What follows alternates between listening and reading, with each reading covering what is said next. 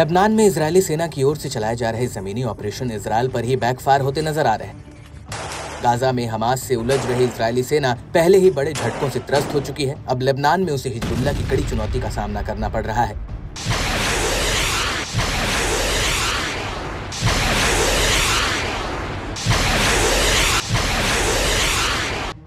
यही वजह है कि इजरायल को अपनी शुरुआती दौर से हिजबुल्लाह से टक्कर मिल रही है। हाल में इजरायली रक्षा बलों ने खुलासा किया कि दक्षिणी लेबनान में हिजबुल्लाह के खिलाफ भीषण लड़ाई में 10 इजरायली सैनिक मारे गए और कम से कम 28 अन्य घायल हो गए। बताया जाता है कि इजरायली सैनिकों की मौत सिर्फ 24 घंटे के भीतर 3 अलग अलग घटनाओं में हुई। लेबनान में जमीनी हमले की शुरुआत के बाद से भीषण लड़ाई के दौरान 27 सैनिक मारे गए हैं, लेकिन इस हफ्ते की शुरुआत में हिजबुल्लाह ने दावा किया कि उसने 70 इजरायली सैनिकों को मार गिराया है।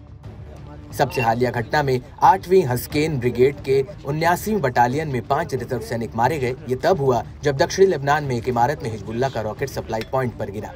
इस दौरान 19 अन्य घायल हो गए, जिसमें से 4 की हालत बेहद गंभीर बताई गई है। आर्मी रेडियो के मुताबिक घटना की आईडीएफ की जांच के पहले नतीजों में कहा गया कि 79वीं बटालियन कई दिनों से मोर्चे के पूर्वी हिस्से में एक गांव पर हमला कर रही थी। 24 अक्टूबर की देर रात हिजबुल्लाह ने आईडीएफ पर रॉकेटों की बौछार की, जिसमें से एक रॉकेट उस इमारत पर जा गिरा जहां एक रसद काफिला मैदान में सैनिकों के लिए सप्लाई लेकर आया था। कुल 24 जवान घायल हुए, जिनमें से 5 की बाद में मौत हो गई, 4 को गंभीर चोटें आई।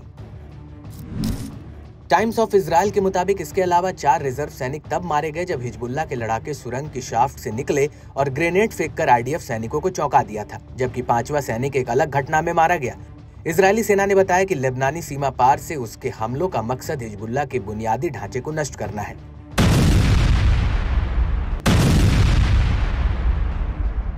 इसने पहले ही कई सीमावर्ती गांवों को उड़ा दिया है। लेबनान के दक्षिण में हिंसक हमले जारी रखे हुए हैं, निवासियों को घर वापस न लौटने की चेतावनी दे रहा है। वहीं इस घटना पर इजरायली पीएम ने भी दुख जताया है। नेतन्याहू ने कहा कि पूरा देश हस्केन ब्रिगेड की 79वीं बटालियन के 5 लड़ाकों की मौत पर शोक मना रहा है। जो दक्षिण लेबनान में मारे गए जवानों ने हमारी सुरक्षा के लिए सबसे बड़ा बलिदान दिया।